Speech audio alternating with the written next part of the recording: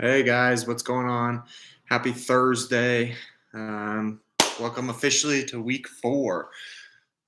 Pretty fun game tonight on the slate. Last two first overall picks going at it. May not be the cleanest game, but hopefully it's entertaining. Seems like a lot of fantasy guys in these lineups tonight. So hope everyone enjoys. So this is week 4 commish picks. Like Commissioner Tim said, I went 3-1 last week, brought my record to 7-5 overall. It's good that my picks are doing well because my team is spiraling at this point, but we'll get to that in a little bit. So I'm going to jump right in.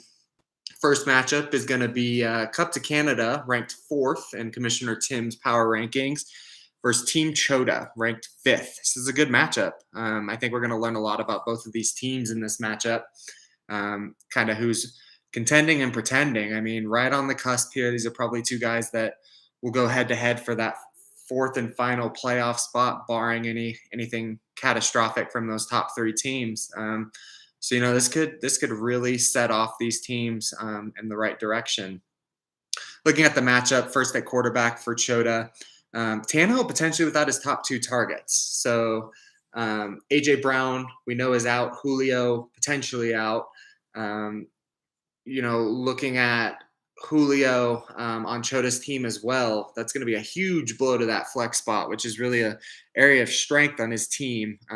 If Julio sits, and then losing that stack could be devastating as well. So it'll be interesting. Lamar's facing a pretty tough Denver defense, played really well. They haven't really played anybody up to this point, so that'll be telling. But it could really neutralize Chota's advantage at quarterback. And like I said, that blow to Tannehill's overall potential, if Julio sits, as well as losing Julio in the lineup, could be catastrophic. I'm expecting a huge week this week from Green Bay.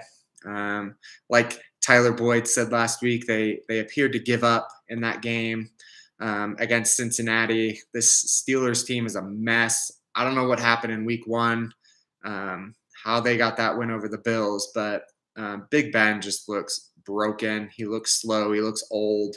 He doesn't look like he cares. He's not throwing the ball down the field. And defenses are starting to catch on to that, and they're stacking the box. So I think Green Bay is going to have a big week. Steelers may put up a few more points against that Green Bay defense, but I think that's only going to lead to big weeks from Aaron Jones and Devontae Adams. So with that, commish pick for this week is going to be Eves.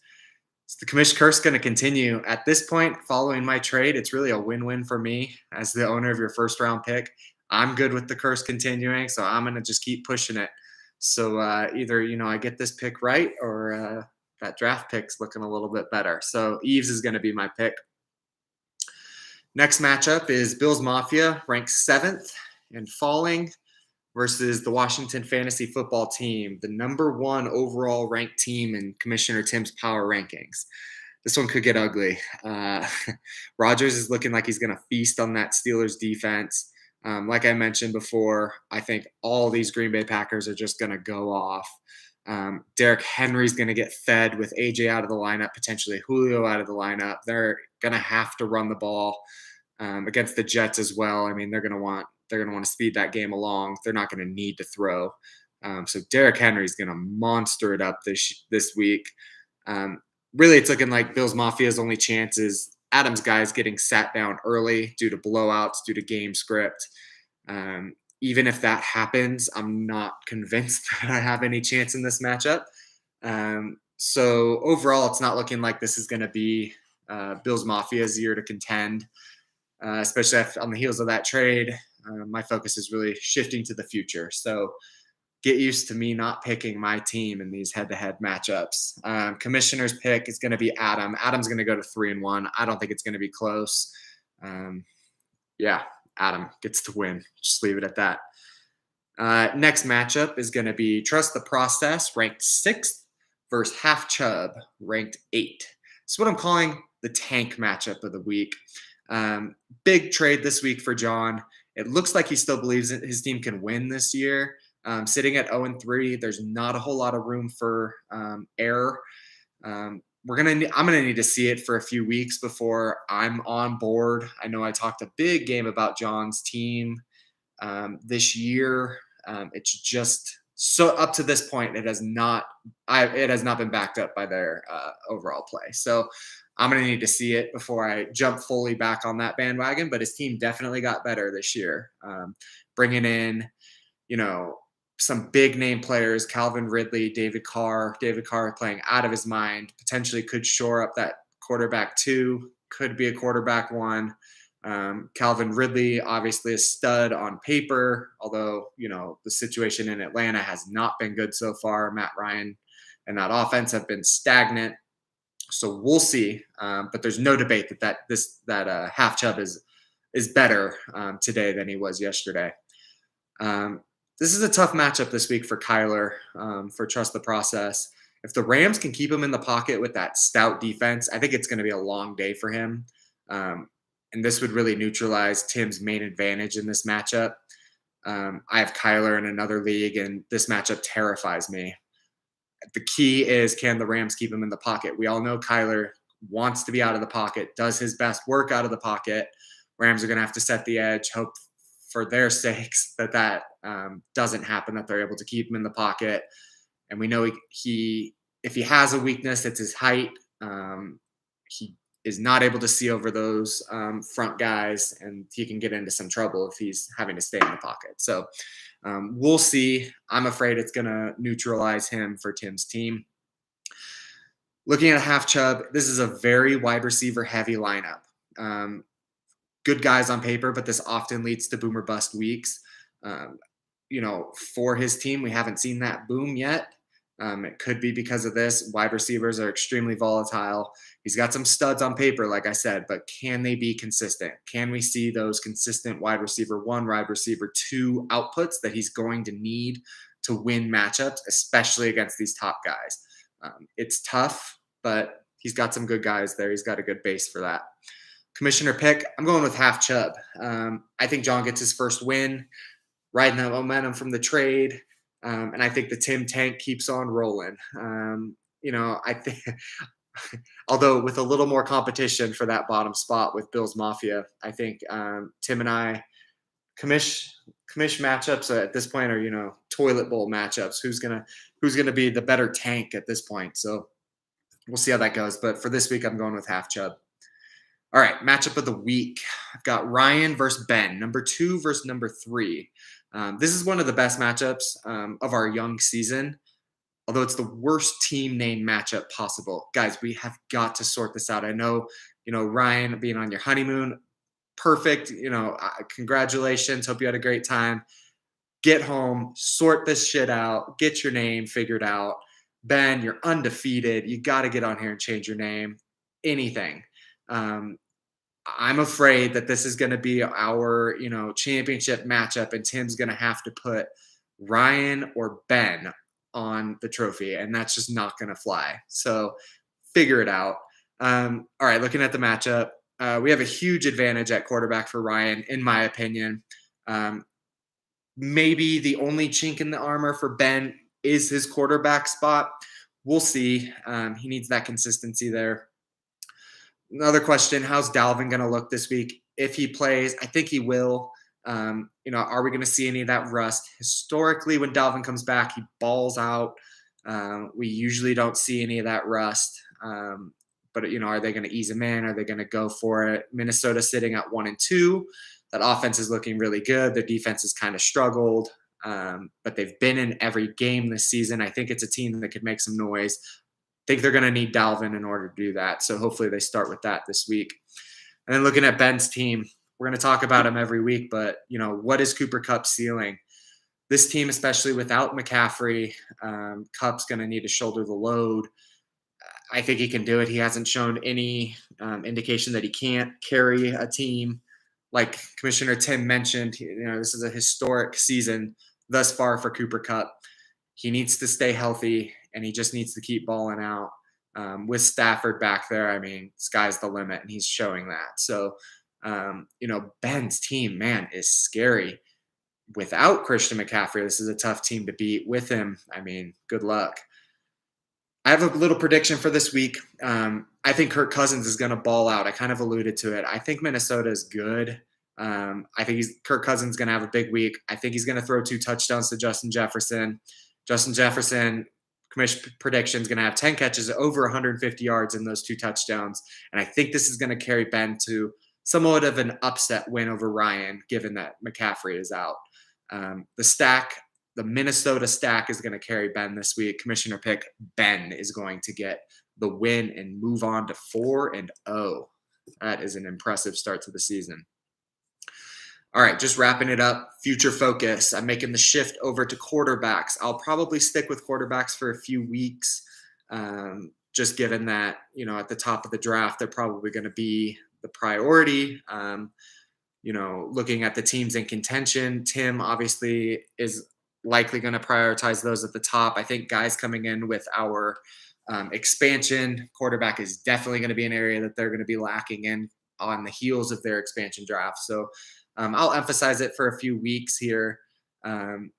Just full disclosure, I'm not good at evaluating quarterbacks. So I'm leaning heavily on other evaluations just that I find online and things like that. So we'll move forward with those. So first person I'm going to look at is Sam Howell, the junior quarterback from University of North Carolina. I think coming into the season, he was definitely in the conversation for first overall pick in the NFL draft, looking like a kind of a no-brainer prospect. Definitely not to the extent of like a generational prospect, like Trevor Lawrence coming out or something like that, but definitely in that, second tier sort of quarterback of the future. He has had somewhat of a disappointing season thus far.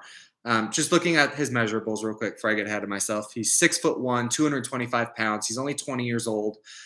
He has started every single game of his college career since he was a freshman at UNC and done really well. He's brought them into the rankings. He's elevated some stars as well. And I think that's part of the reason why he's having such a difficult season this year. He lost Javonte Williams, Michael Carter, Diami Brown, all to the NFL this past season. Now he's kind of going it alone. And that talent, is impossible to replace at the college level, and they're not even close this year. So currently on the season, he's got a 1,173 passing yards, 11 touchdowns, and 4 interceptions. It's a disappointing, but like I said, not very surprising start to this early season. UNC as a whole has been quite disappointing.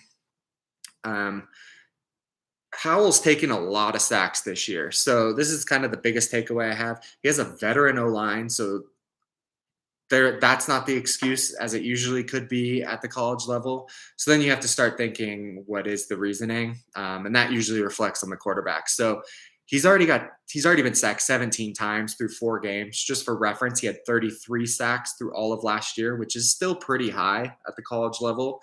But 17 through 4 games, that's ridiculous. I believe last game he was sacked 8 times. So very difficult to get your offense moving when that's happening. So let's jump into just let's look at some of the good. I know I'm kind of bagging on the guy, but he has great overall mechanics. This is what really led to him being a day one starter. Like I said, he started as a freshman. He's shown improvements to his mechanics every year. When you just watch him throw, it's pretty. He's got a great release. He has excellent ball placement, great field vision. He can quickly read the whole field. This is something, I think talent evaluators look at pretty quickly for college going to pro quarterbacks. I think it's pretty important being able to make those quick reads.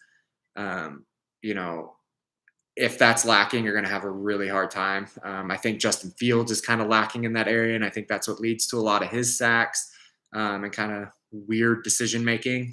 Not to say he can't figure that out, but I don't think that's an innate skill for someone like a Justin Fields.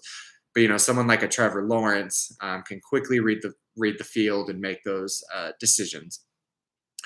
Howell also has a super fast release that I don't think that'll have to be worked on at all. We don't have any Tebow stuff here where he's going to have to, completely change up his mechanics. I think he's set there, which is huge. He's able to look off safeties. He's able to look off linebackers. He's able to throw his guys open, which is important. Although his guys this year are not very good, so that's not always a given. And he has decent athleticism. I didn't write down his rushing numbers. I believe he had about 400 yards rushing on the season last season. I think he's over 100 this year, most likely due to running for his life this year. But I think he's able to move around in the pocket a little bit and can get outside and get you a first down on a 3rd and 4, 3rd and 5. So that's what I'm looking at the good. The bad, I kind of alluded to this. He can be late to react to pressure. It's becoming glaring. I mean, the guy just takes too many sacks. He overreads his receivers. And again, this could be due to the talent on the field for him, but at the same time, like you gotta figure it out. So my thinking is this could be an issue as a rookie. We know that rookies, he's going to get drafted high. They often go to these teams with poor O-lines. And they get up there and they're faced with, these Swiss cheese O-lines that are just letting guys through quickly. Sam Howell has a veteran O-line this year and he's still having those issues. So this could be an issue on the heels of, again, I don't mean to bag on Justin Fields, but, on that outing, 6 of 20, more sacks than completions. This is something that could be glaring. How many Jets quarterbacks have we seen fizzle out due to something just like this? So this is something that I want to keep my eye on, and hopefully he gets drafted to a team that has some good O-line play already built in. He has athleticism, but he's not very good at throwing on the run. That's kind of why I said, he could run for a first down. I don't know that if he is forced out of the pocket that he's going to throw for many first downs. So yeah, poor throwing on the run. And then this is something that's popped up every year. He has a very limited overall route tree at UNC. They don't give him a whole lot to do to kind of make decisions. His receivers run a very basic route tree. This is, I don't necessarily know a comparison to this, but we don't hear this very often. Quarterbacks coming out of Clemson, Ohio State, and that, LSU, those kind of quarterbacks are kind of given, the playbook's thrown at them and, they can do what they want with the skills and the talent they have around them. He's been kind of protected in this area. So it'll be interesting to see when he goes to the NFL, when obviously the playbooks are bigger, the reads are bigger, the routes are bigger, how he's able to react to this and kind of overcome what could be a deficit in skill at this level. So it'll be interesting to keep an eye on that. But overall, Sam Howell looking like a good prospect coming into the season. He looked like a can't miss prospect. So hopefully he can step it up the rest of the year. Hopefully he gets some guys on his team that can step it up and show why he should be one of the first quarterbacks taken in the NFL draft. That's it for this week, week 4. Hopefully keep riding my overall projection wins. Those may be the only wins I get this season. So we'll see how that goes. But hope you guys have a good week. Again, go Bills. And I will see you guys all next week. All right, later.